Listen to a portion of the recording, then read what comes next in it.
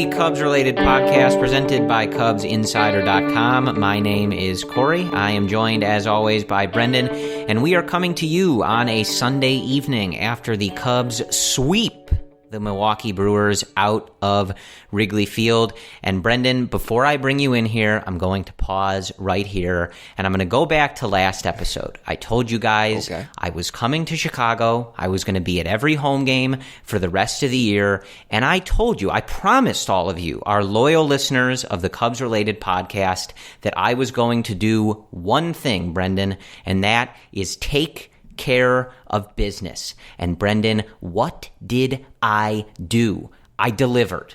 Okay. I just want to say thank you, Corey. I was a little bit in doubt there, but the results speak for itself. It's a perfect correlation. You're at the game, the Cubs win. It's as simple as that. 3-0 at Wrigley Field, sweep the Brewers out of town. The Cubs are a game and a half in first place. The Cardinals losing 2 games over the weekend to the Oakland Athletics, who come to Wrigley Field starting this next week. So we appreciate Oakland's efforts over the weekend. Going to have to ask them to put on the brakes here for the next 3 days. But guys, I told you, I'm like John Lester in the playoffs. Don't doubt me. I deliver, okay? I got this team on the right track. You can look at the stats and say they already played better at home, Corey. It has nothing to do with you. Yeah. Data, whatever, small sample size, whatever. Throw it out the window. It's all me. I take all the credit for it. But anyway, Brendan, we do have 3 games with the Brewers to talk about and an awful lot going on with this Cubs team. We've got Ben Zobrist starting his rehab stint in South Bend this weekend. Willson Contreras hitting the injured list. As we are recording this, we know that it is a hamstring injury, but we do not know the severity. That is going to get dealt with on Monday. So if you are listening to this on Monday morning, Monday afternoon, be sure to check with CubsInsider.com, the various beat writers, the official Cubs page, etc., to see if there are any updates with that. We may get that MRI result. I don't know what time, so just keep aware of that. It may be different news than it is right at this second, but either way, just that's where we are right now, so we will talk about that and everything else that went on with this Cubs team since we last spoke. But Brendan, I think I want to start by just giving a quick lay of the land here, what happened in these 3 games. And like I said, it is a 3-game sweep of the Milwaukee Brewers, and things starting on Friday afternoon with a 6-2 Cubs win behind the arm of Jose Quintana, who continues his very good performance against the Milwaukee Brewers since he has come over to the Chicago Cubs. Q picks up his 9th win of the season, going 6 innings, 7 hits, 2 earned, no walks, and 5 Ks. That no walks is something that we are going to come back to with this staff. He was followed by Rowan Wick, Brandon Kinsler, and Kyle Ryan, who each throw a scoreless inning to complete that game. The Cubs getting their runs on Friday. Jason Heyward leads off with his home run. Not the only leadoff home run he would hit on the weekend, his 16th of the year. Brendan, Javi Baez with his 26th in the third. Jose Quintana helping his own cause with a single. Willson Contreras with a fielder's choice in the bottom of the 5th made it 5-1, and Javi would also add a fielder's choice that made it 6-1. The Brewers would add a couple in the 7th, and that would be all she wrote. Again, 6-2, the final on Friday.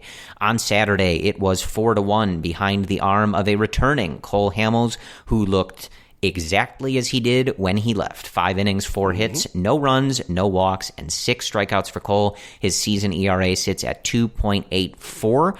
He throws, let me see, I'm looking at the list here, 74 pitches in this game. So obviously easing his way back in. It'll be a little bit of a process, but taking it easy. And obviously when you're on a pitch count, to be able to get through 5 innings, a very nice start for Cole. And I think we can pretty much not worry about him. He's back. He looked really good. He looked healthy, and I think he felt good today. So that seems to be all systems go there with Cole Hamels. The Cubs getting their runs in this one, starting with a little El Mago magic. Javi scoring on a wild pitch by Gio Gonzalez. Ryan Braun would tie things up in the top of the 6th, and it was a Albert Almora Jr. home run, his 12th of the year, turned on an inside pitch and ripped ripped it out to left field. That made it 2-1. The Cubs would add 2 in the bottom of the 8th on a Javi single and an Albert Almora sac fly. So a very nice game from Albert. And as you and I were discussing before we got on, Brendan, I think indicative of what we were talking about. Albert can play a role for this team. And I think he's shown that when you can get him in there in the right matchups and not overuse him, productive guy. That's what we were saying all along, just not when he's used in the wrong spots, which is true of a lot of these guys. So really good to see Albert get those opportunities and make the most of them. You know, for guys that have struggled the way he has through parts of this season, those moments are huge. He won this game for the Cubs. He added an insurance run. It's a huge game from Al. So kudos to him on Saturday. And then on Sunday, the Cubs completing the sweep behind the arm of Yu Darvish. He goes 5 innings, 5 hits, 1 earned, no walks, and 8 strikeouts. We learn after the game that he was battling an illness that's going around in the Cubs clubhouse that also Tyler Chatwood was dealing with, and Chatwood goes 3 innings, allows just 1 earned run, no walks, and 5 strikeouts. So these guys pitching through a bit of an illness, but getting through it and really doing great work against this Brewers offense. Christian Yelich has 1 homer in the series, but otherwise really held in check by this pitching staff. So a really good job all around from the starters throughout the bullpen by this Cubs pitching staff that has been pitching like this for a good while here. So again, kudos to them as well.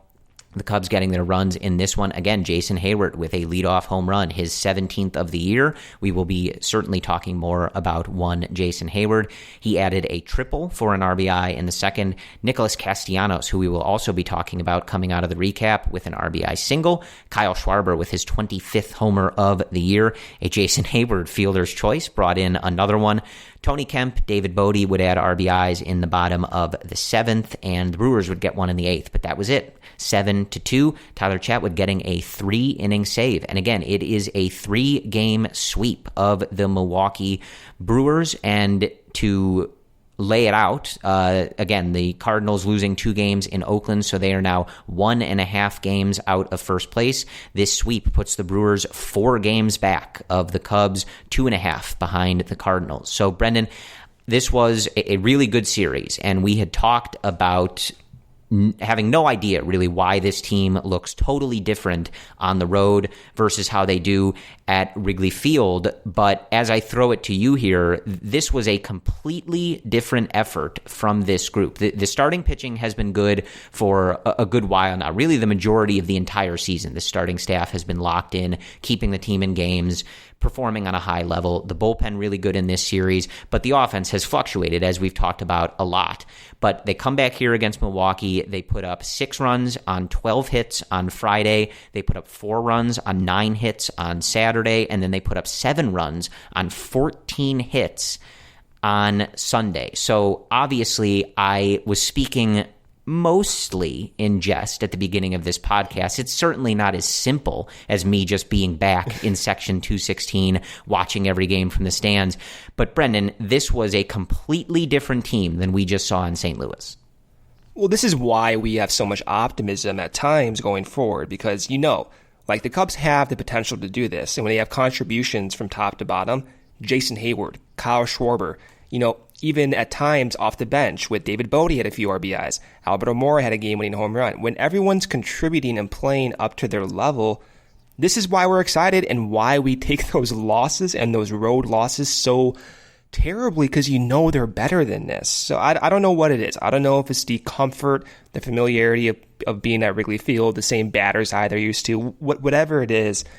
This is exactly why we go on here twice a week, and we're sometimes at a loss for why they play so poorly at times. But going forward, if they continue to put up efforts like this and they extend these types of performances on the road, they're the clear-cut favorite in the division, Corey. I mean, Milwaukee, they're struggling. I did not even realize Lorenzo Cain, Corey, has worse numbers than Albert Almora. Mm-hmm. It is the Christian Yelich show, and that's basically it. This division is up for grabs, and the Cubs right now, they're in a good spot. Despite all the injuries, despite some of the poor performances, they're still in a good spot. And I think going forward, this is the clear-cut favorite team. Yeah, so there's a lot of places to start and really a lot going on with this team, like I said, with Willson Contreras, Ben Zobrist, and we will get to those things. But the place that I want to start, Brendan, is Jason Heyward, because he deserves it. We have talked throughout the year that he was in a resurgent season. He was having a really good year. And we knew that he maybe wasn't super thrilled to be moved into the leadoff spot, but I don't see that changing anytime soon because he really looks to be thriving in this particular position. And we see 2 home runs of the variety that I think remind you a little bit of those home runs in the 2015 NLDS when he was a member of the Cardinals against Jake Arrieta. Those liner shots to the left center gap, getting up in the bleachers there. And that is a sign that Heyward is at his best when he is driving the ball to the opposite way. But on Sunday, you see him, he in the first 2 plate appearances for him, he knocks the 2 hardest parts of the cycle out, and there was a buzz in the crowd about whether he was going to be able to do it. He got a big ovation the 3rd time that he came to the plate, and the numbers speak for themselves, Brendan. He's got an 896 OPS, 888. You guys know how I am with math, so give me at least 2 tries. Not the best. 888 OPS over his last 30 games, 114 at-bats, 6 home runs, 21 RBIs, 8 walks. He is locked in right now. And I shared this on the Cubs Insider Twitter page at Real Cubs Insider.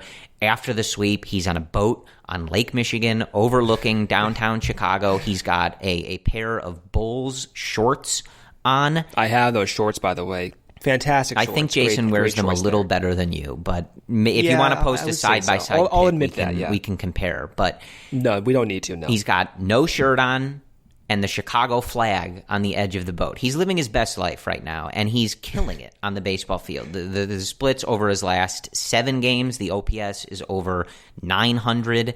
He looks locked in right now, and this is easily the most that he looks like the player the Cubs signed in that 2015 offseason.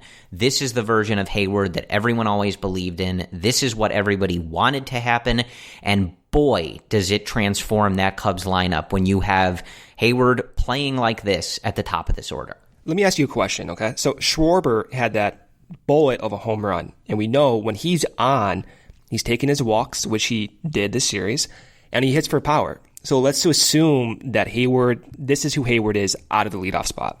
And let's assume that, Schwarber, he'll put up numbers similar to that of last season, 340, 350 weighted on base average. Who do you want at the leadoff spot? Heyward. And why? I like what he's doing up there. He's got a great eye. He's got good speed. And I think that he looks comfortable there despite, kind of hearing beforehand that it's not his preferred spot. But I think so I said Schwarber this. looks more uncomfortable there? Because, he has No, a similar not necessarily. eye But to I Heyward. just think that Schwarber, I said this in kind of the hype up for this series after that St. Louis series in the last podcast, that I think when you can have a guy like Schwarber, today he was hitting, 5th?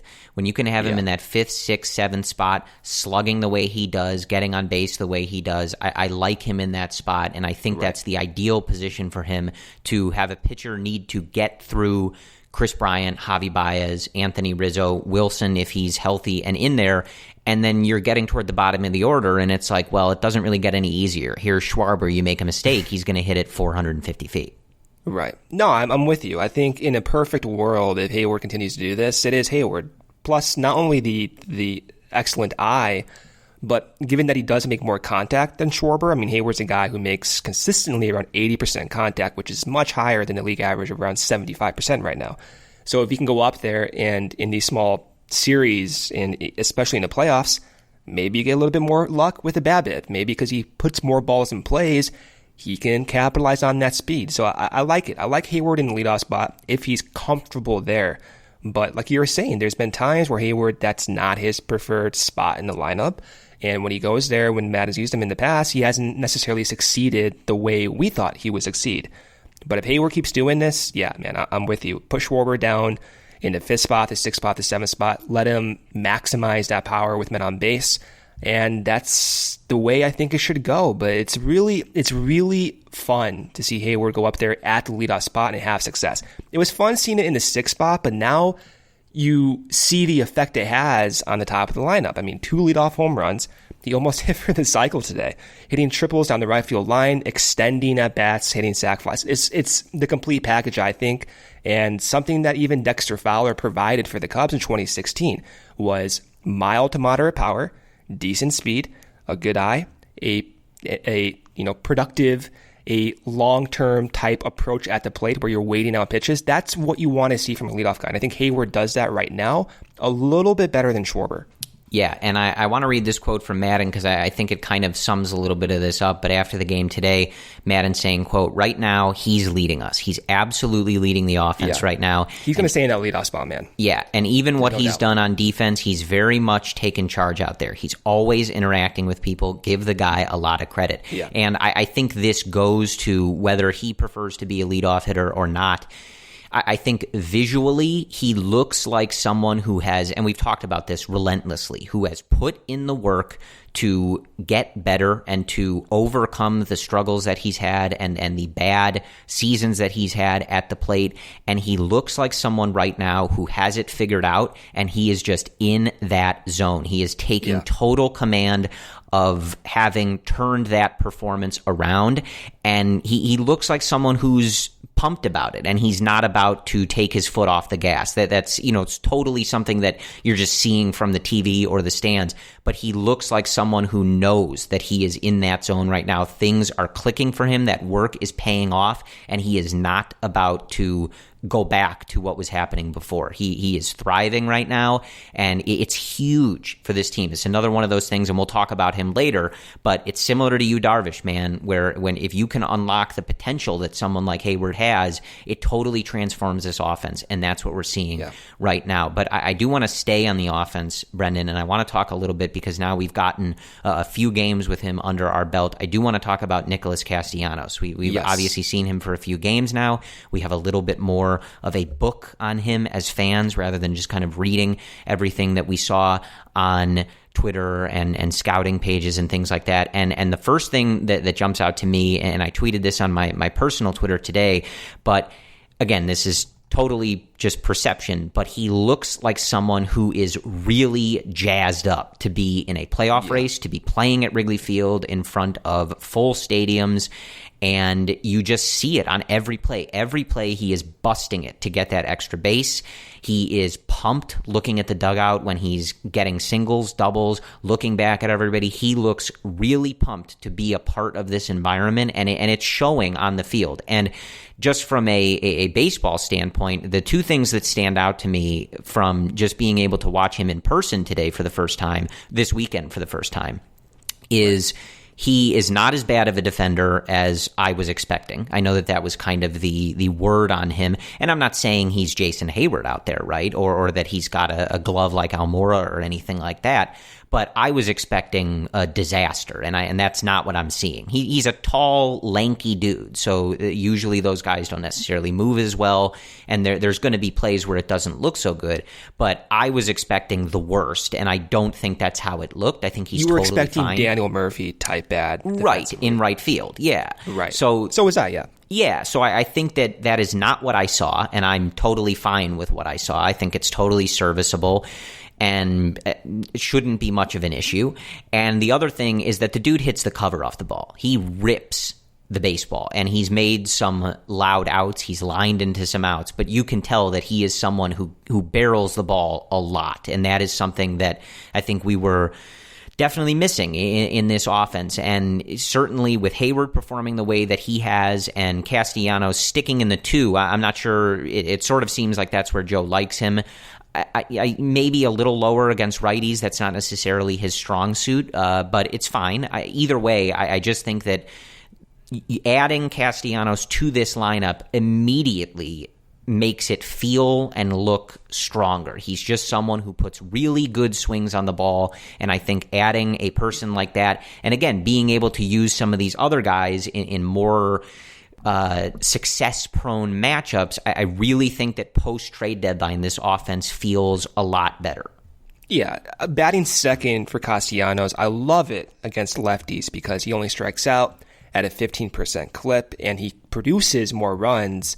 What is this? 69%, a nice 69% more runs than your league average hitter against lefties. So if in an ideal situation, you have someone leading off, maybe it is Heyward at the leadoff spot, even against lefties, and Castellanos, and you have KB, Riz, Javi, Willie when he's healthy and when he's back, and that's a really tough top six to go and fight through. Against righties, I'm not thrilled with Castellanos batting there. Against righties, he has a WRC plus of 93, so 7% worse than league average. Against righties, maybe. Sounds crazy, Corey, but I would not mind if Schwarber does get consistent playing time against righties. Maybe even Schwarber jumping up there in his second spot with Willson Contreras being out for the time being. That's going to be something to monitor going forward, and I can even see, in a weird way, I could see Caratini getting a chance there. We'll see what Joe does now that, Willson might be out for at least a few weeks. It's just something to monitor there. But Castellanos is a gamer, man. I love it. And like, one of the things that stood out to me when Carlos Gonzalez was acquired, the first thing he said to the media was the Cubs' perception when they lost that wild card game to the Rockies, how they were down. I did not like that. I'm not saying that was a bad thing for Cargo, but I didn't like that. For Castellanos, first thing he says is he's stoked to be here, right? Like, he wants to be part of this winning team. It's in his competitive nature. And you see it. Pop-ups down the right field line. He's out of the box, sprinting right away, not even thinking about whether or not the ball's going to drop. And Madden himself said Castellanos' play reminds them of what hunger looks like. Not to say the Cubs have not been hungry, but it is like a gentle reminder, like, hey, this is what it looks like. And having Heyward, who brings that energy atop the lineup, and you have Castellanos to follow him against lefties, that's a lot of energy to start the game there. And it's not everything, right? Like, you have to translate that to success. But with those types of guys who have those types of numbers against certain pitchers, having that edge, that mindset where you're extending at bats, where you're not getting beat, and you have that really hyper intensity attitude to start a game, that's exactly what you want to see. And to see it continue through the game, as a fan, it makes you pumped up. Like, I'm watching Castellanos, I'm like, yeah, I love this guy. Let's extend this guy. I was so pumped up seeing him play that well. Yeah, absolutely. And I think, to your point about like reminding these guys, like, I don't think these guys take for granted the situation they're in, but it is always refreshing. Here's a guy who's been playing in Detroit, guys. Okay, so this is what it looks like when someone who has been playing for the Detroit Tigers in that cavern of a ballpark that they play in, having a bunch of 400-foot fly balls die on the warning track, comes over to a playoff race, and you can really see it's electrifying. It fires them up, and again, like, even just being in the stands, you really feel that from Castellanos. And he had several balls in the 95, 100 plus range exit velocity in terms of miles per hour.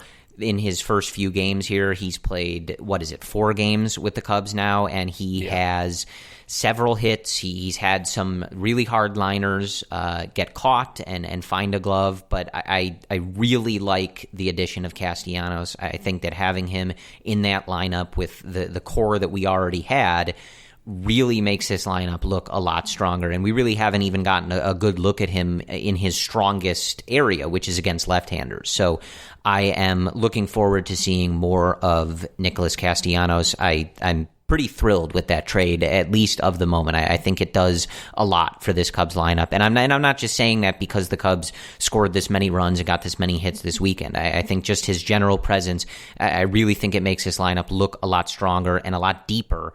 And again, it does have that ripple effect on making the position player depth deeper because he's out there every day and you're not relying on some of these other guys. Right. So, Brendan, I do want to turn to the starting staff, which is really on a roll right now. And again, they've been good for the majority of this season, but to start here on a day where Yu Darvish threw 5 really solid innings before leaving after not really feeling so well, I want to read this stat that was going around. I think they posted it at Wrigley Field, but I'm getting it from Jordan Bastian, friend of the podcast, at ML Bastian, the Cubs.com reporter for MLB.com. And he writes this: "This marks the first time since at least 1905 that Cubs starters have gone 6 straight games without issuing a walk." And wow. I bring that up in particular. Obviously, that's a great stat, no matter what. But in particular, with this organization, how many times, Brendan, have you and I gotten on and talked about why is the walk such a problem for this pitching staff, for this organization? What is it when guys come over in trades or whatever it is that the walk totals just spike? And they are really in a groove right now, and just brilliant pitching from this group over the weekend from Quintana, Hamels, and Yu Darvish today. And we can talk about the staff as a whole if you like, Brendan. We can focus on any of these individual guys.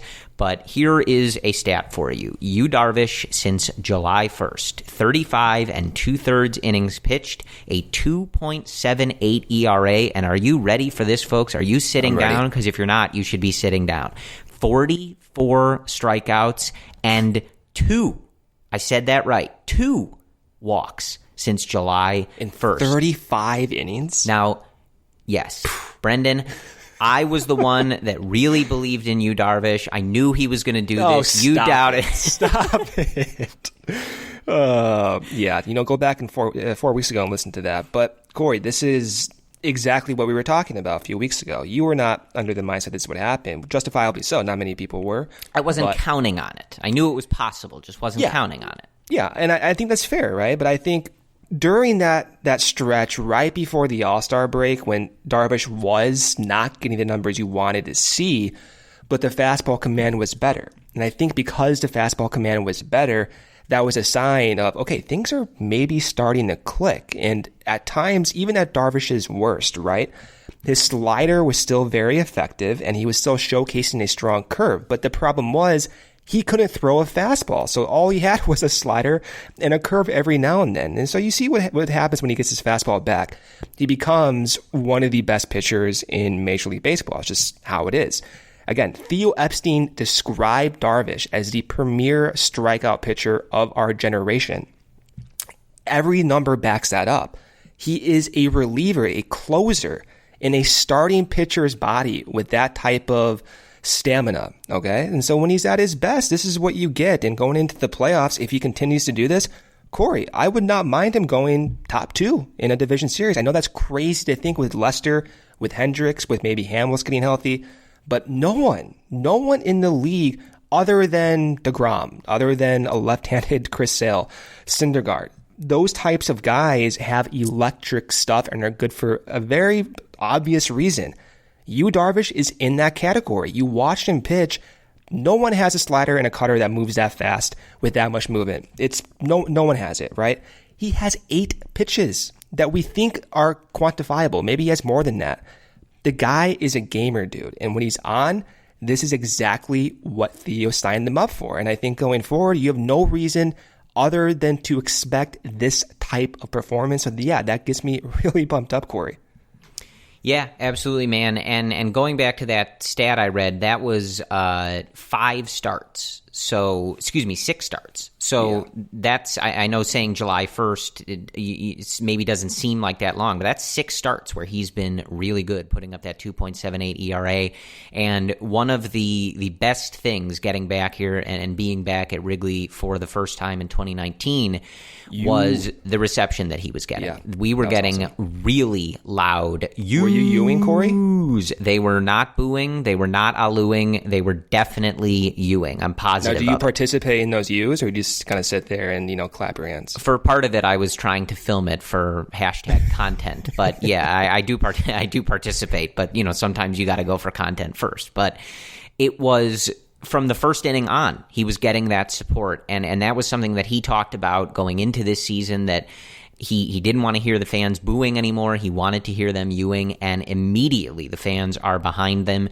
And it's similar to Heyward, man. Like, I know I already made that comparison, but just in a sense of, that this guy wants nothing more than to be successful and to redo the past lack of success or failure, whatever you want to call it, from his past season with the Cubs. And to see him doing it is really exciting, and to see the fans so behind him. I mean, 40,000 people in unison as he left the mound after the 5th inning today, shouting "you" from the top of their lungs. Does he acknowledge the crowd there? You don't see it on TV, but there's only a few shots of him. Like, does he acknowledge the crowd at all when he does that? I don't think so. He seems pretty locked in. As far as I could tell, when he's getting in and out of these innings, he's got his head down, heading back to the dugout, just focusing on what he's doing. But I think it's something that he feels that, and that he is proud to be doing this job, because I think he knows that this is the pitcher that he's capable of being, just as all of us know that this is in there and knew that this was in there when the Cubs signed him. And to see it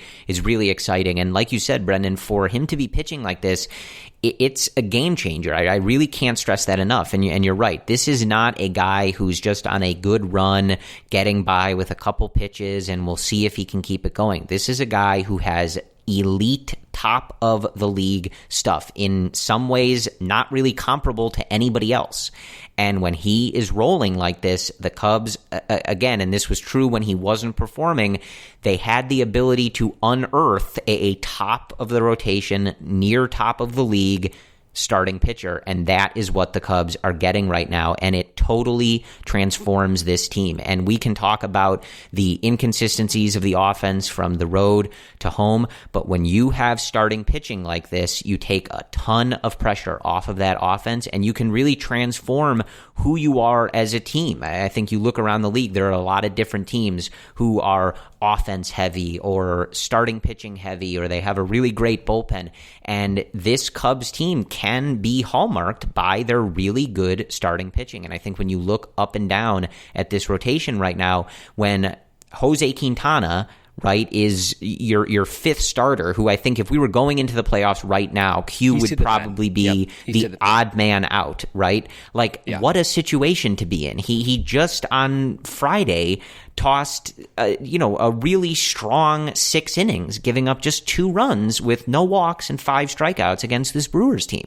So when that's the guy who's at the bottom of your rotation, you have John, who's pretty much looked like himself for most of the year. Cole Hamels coming back in his first start this weekend, picking up exactly where he left off. Kyle Hendricks doing his usual professor things.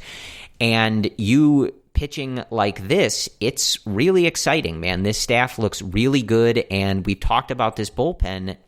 They look really good too. Kyle Ryan, Brandon Kinsler, those guys continue to be Tyler Chatwood, really good. Yeah, Tyler Chatwood getting in there today. This is the redemption month, I feel like. Even Chatwood, his last 7 innings, 32 batters faced. He's only walked 2 guys, Corey. Mm-hmm. 2 guys. That's it. So, and we saw what happened in the last game. He threw 3 innings to close out the game. That is very reminiscent of what the Dodgers do, where they have a lot of starting pitchers who are capable of being in the rotation, but they extend them out. Kenta Maeda, for an example, in previous years, where they go in, they can piggyback off different starters, protect the bullpen, close out games. Tyler Chatwood could be a valuable piece to this pen if he continues to do this. Yeah, absolutely. And you in particular were really big on getting Rowan Wick an opportunity. He continues. Yeah, man, he looks great. He continues to succeed in these opportunities. Really nice life and velocity on that fastball, nasty breaking stuff. And he has seized these opportunities. He's looked very good in that role. It's allowed Steve Cishek to get a little bit of a breather, which is always something that I think that we can look forward to. He only pitches once in this series, which I think is brilliant. Only 2/3 of an inning for Steve, so very nice for him to have kind of a little, light work weekend. We saw Derek Holland come in on Sunday and face exclusively lefties. Looked really good in that role. Hopefully Joe has picked up on that. Hopefully we got that split down to him in the dugout, and we cannot have him facing guys like right-handed Matt Wieters, but he looked really good. So I think this pitching staff is in a really good place, and I think it'll be key as we go down the stretch here to continue getting Rowan Wick, Brandon Kinsler, Kyle Ryan. Kinsler's been in these situations before, so maybe not him, but Wick and Ryan in particular, you want to keep getting them out there in high leverage spots. They've performed, they've earned those roles, and I think the next step in that development is we got to throw you into the fire a little bit, because we're heading down the stretch run of a division, we're heading toward the playoffs, and we got to know, can you guys handle this stuff? It's not necessarily... I think Wick can. He's had those opportunities where he goes in, and Joe does give him a high leverage situation, and he looks like he owns it. Yeah. So to Wick's credit, I think he does have the ability to go out there in a playoff type atmosphere and perform like that. Yep. Yeah, I think that's really where you are right now. You know that Steve Cishek's gonna handle those roles. Craig Kimbrell, if we can get Strope back, we'll see. I think he's gonna start throwing soon. See if he's healthy. See if that velocity comes back on that fastball. He's getting a rehab stint on Wednesday, by the way. Okay. Yeah. So again, the key is going to be, does that 1.5 2 miles that was missing from that fastball those last few outings, does that come back? Does he look normal, healthy Pedro Strop, hats to the left. But I think a big key is continuing to throw Wick and guys like Kyle Ryan out there and getting them ready for, if the Cubs are in the playoffs here against a team like the Braves or the Los Angeles Dodgers, you're going to have to face some really good hitters. So we're getting to that point where it's trial by fire. Let's see if you guys are ready for this, because you've earned the shot, and it's time to just make sure you're as prepared as we can as we head toward the final weeks and months of this season here. But Brendan, let's talk now about the two sort of notes we really need to touch on.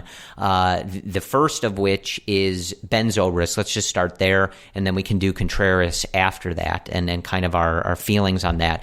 But Ben Zobrist heads to South Bend on Friday. He has been in a rehab stint, and we have talked, I think, a little bit about maybe realistic expectations for him. But firstly, really good to see that man.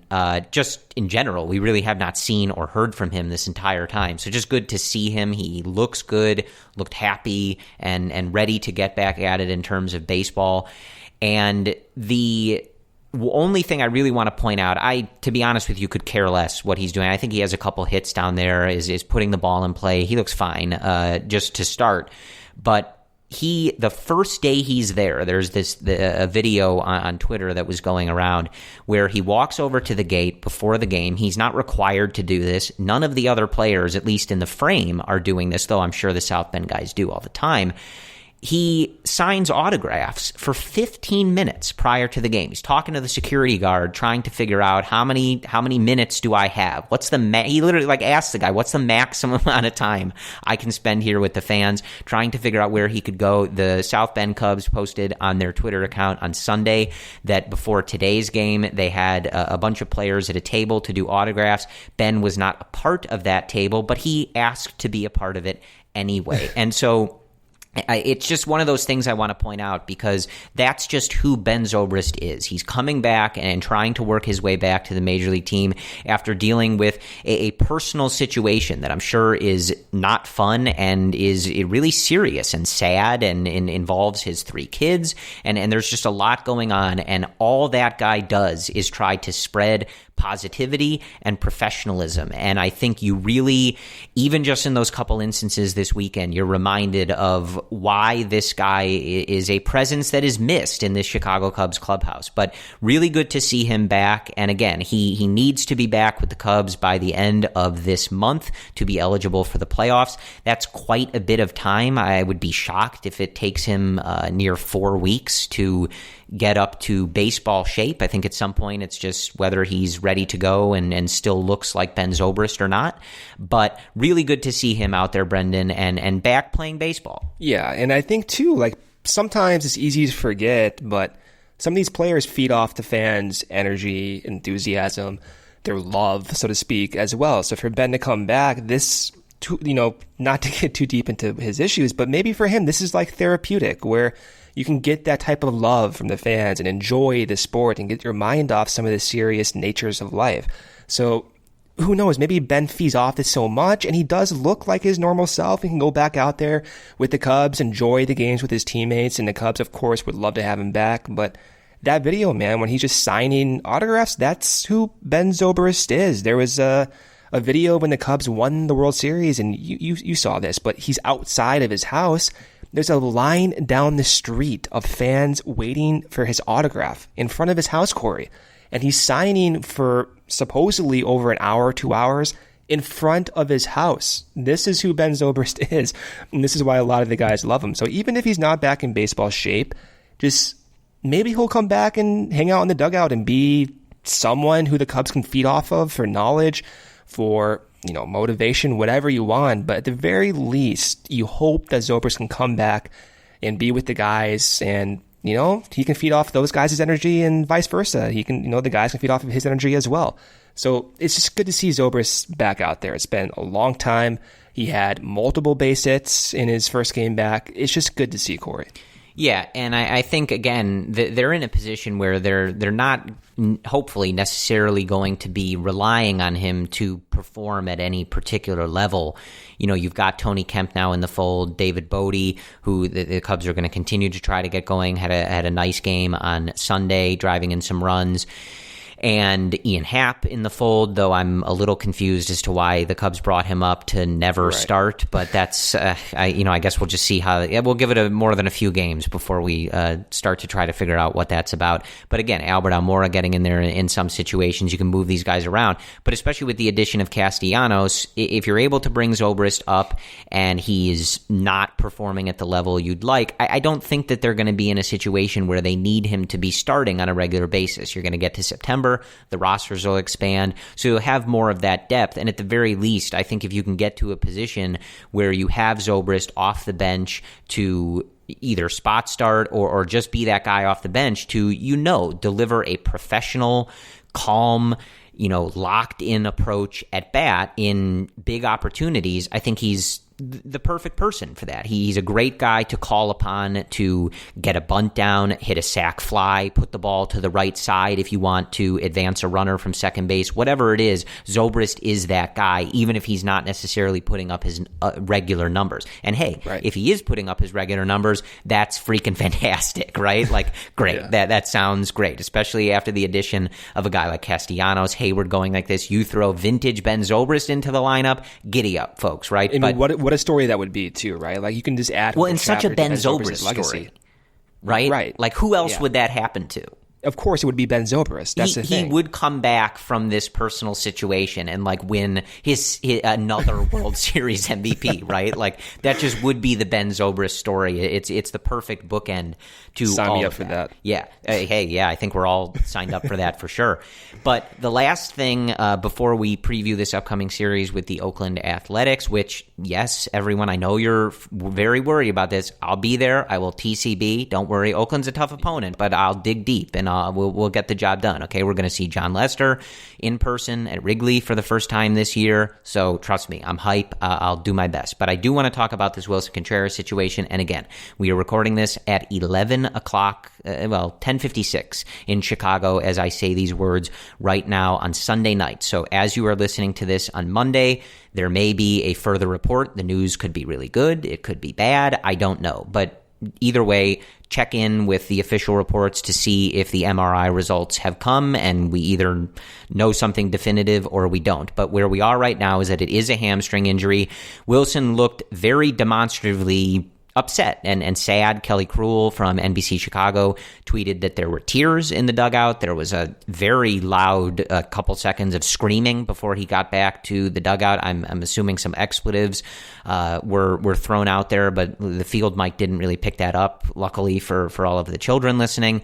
But not a good scene, and something that, again, we've talked about. All of these guys try hard. We love all of these guys. We support almost anybody that's on the Cubs roster at any given time. But Willson is someone who wears that pride on his sleeve. We've talked about a lot what he's playing for with his family back in Venezuela, the journey that he's taken, not necessarily being one of those top prospects of this Cubs core, but being a part of this group anyway through his hard work and dedication, and the pride that he wears on his sleeve. So I think in particular when something like this happens to someone like Willson, you really feel it. It's a gut punch. It's heartbreaking to watch. And so I think, firstly, we love you, Willie. Willson, of course, listens to the Cubs-related podcast. Oh, yeah. No doubt. Well, he does DM us. He does follow at Cubs_related on Instagram. You should too. If you'd like, I have DM'd him before. He's not very talkative, but he throws out a thank you, a thumbs up emoji every now and again. So I do appreciate that. But we love you, Willie. Hopefully it's not serious and you're back out there. And obviously, I don't think this is ever in question, but Cubs fans are in Wilson's corner rooting for either the injury to not be significant or, regardless, a speedy and healthy recovery. But Brendan, obviously the Cubs trade Martin Maldonado for Tony Kemp ahead of the trade deadline, and Victor Caratini stepping in here, and he has done an admirable job. We've talked about that a lot throughout the year as the Cubs' backup catcher.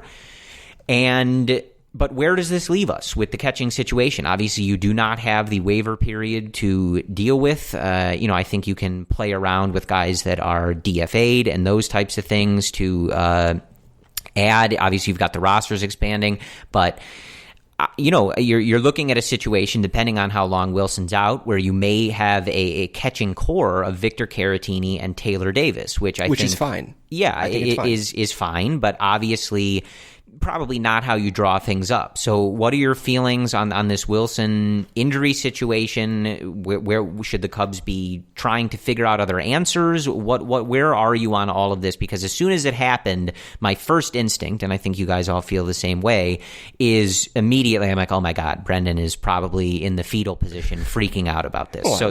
Where are you with all of this? You got to wait until the news comes out about the severity of the injury. But at the very worst, let's say it's the exact same injury as 2017, where he was out for about 5.5 weeks. So on that timeline, let's assume Willson does have that moderate strain.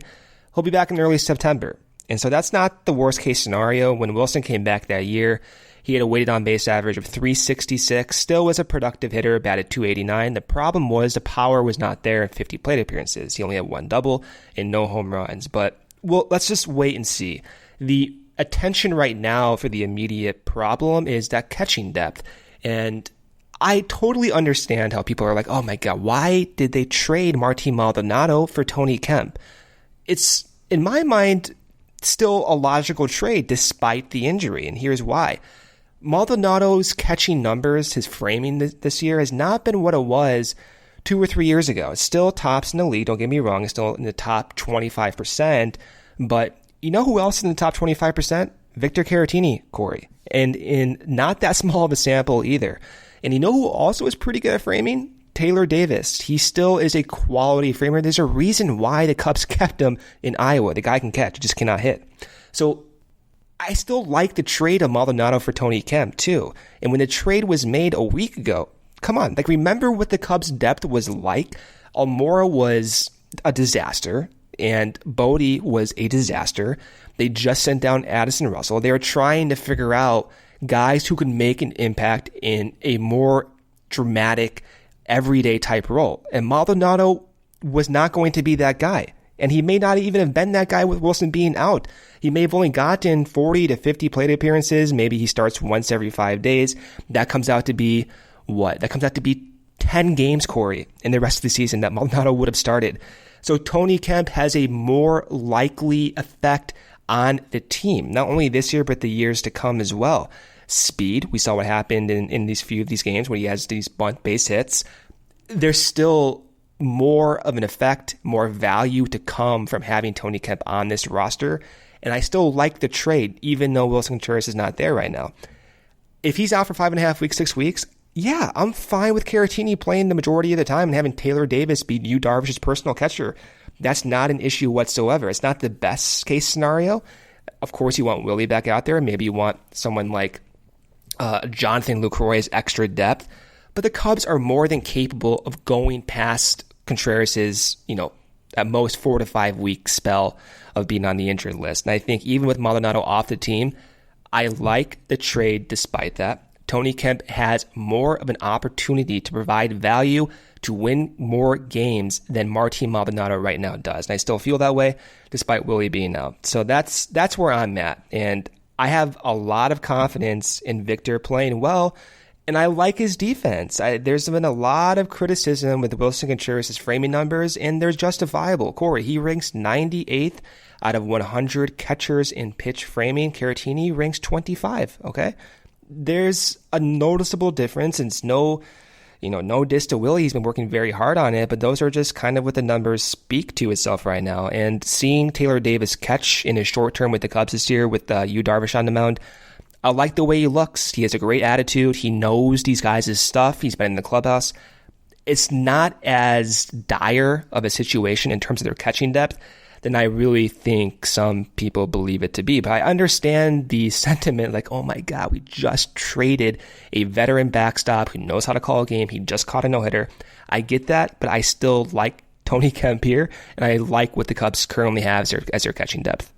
Yeah, I think that about sums up my feelings. I think Victor is up to the task, and I think he's done a very good job with his pitching staff. And that's really where the key is. We need to look, as we said, coming into this Milwaukee series, we got to look at the big guys to do their job on offense. I don't think that anything going on is going to come down to Victor Caratini's offense. And obviously Willson is part of those big guys, so you want to get him back.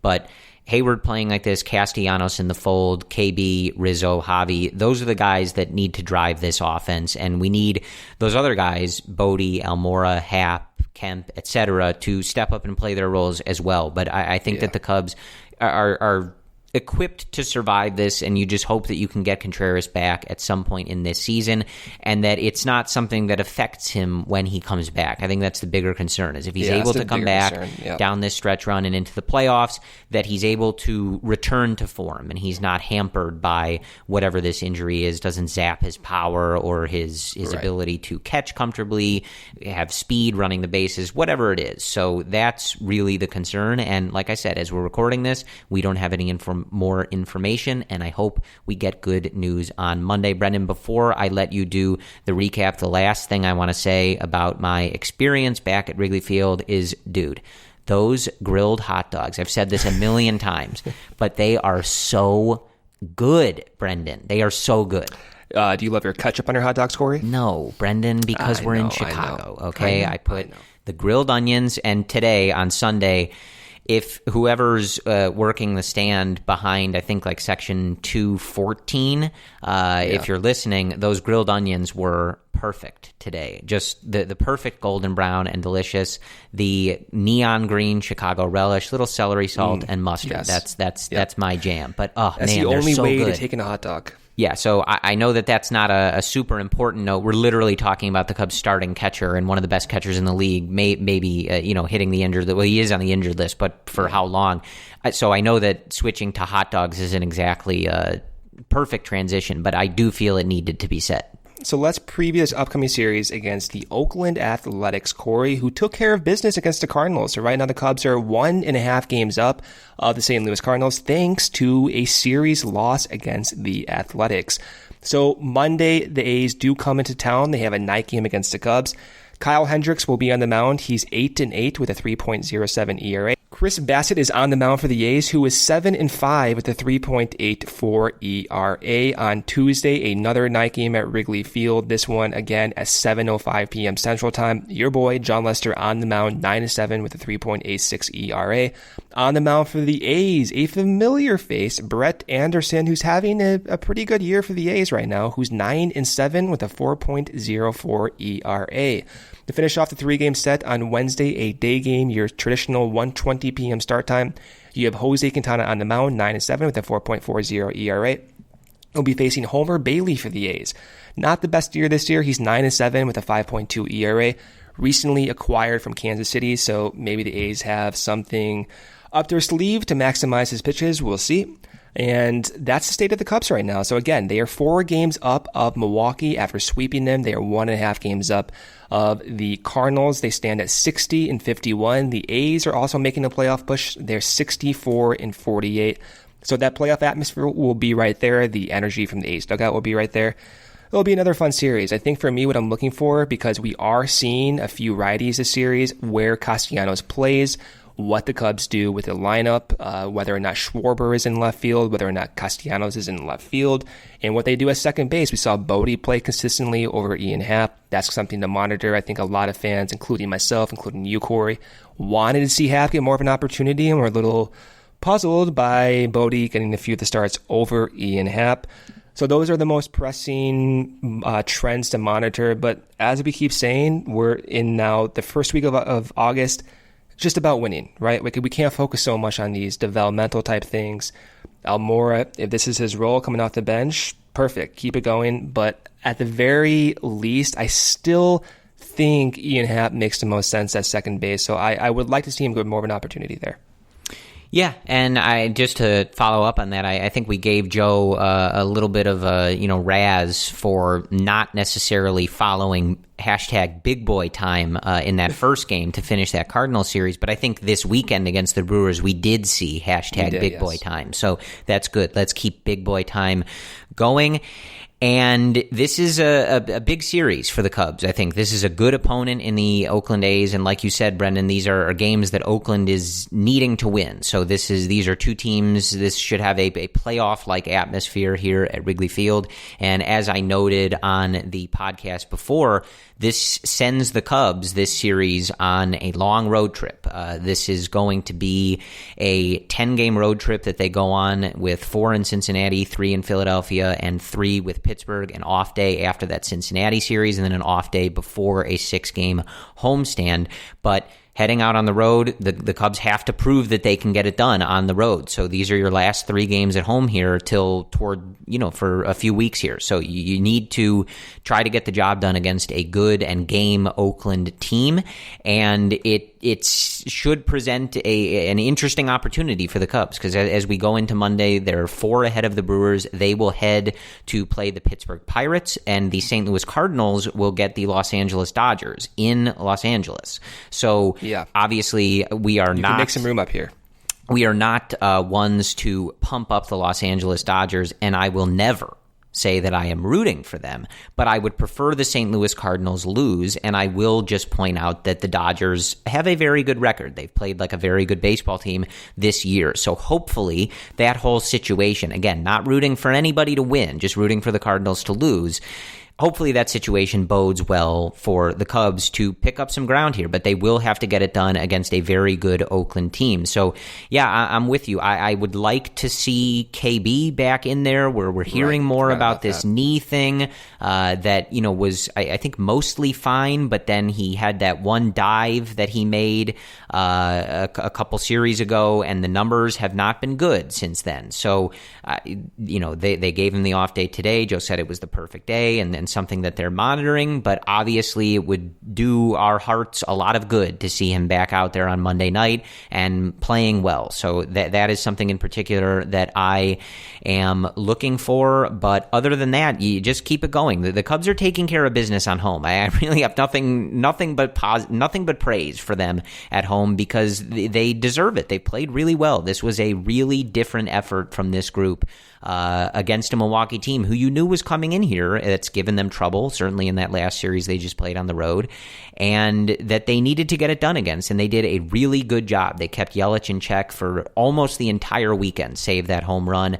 The pitching staff did really well. They were loading up on hits and base runners and home runs. So just an all-around really good weekend for the Cubs. So just keep that going. And obviously, Brendan, I am really looking forward to Tuesday, because I get to see your boy, number 34, the left-hander, Jon Lester, in person at Wrigley Field, which you guys know there is not a better way, whether it's an afternoon or an evening, there is not a better way to spend a few hours than watching Jon Lester pitch at Wrigley Field. So that, Brendan, is what I am looking forward to.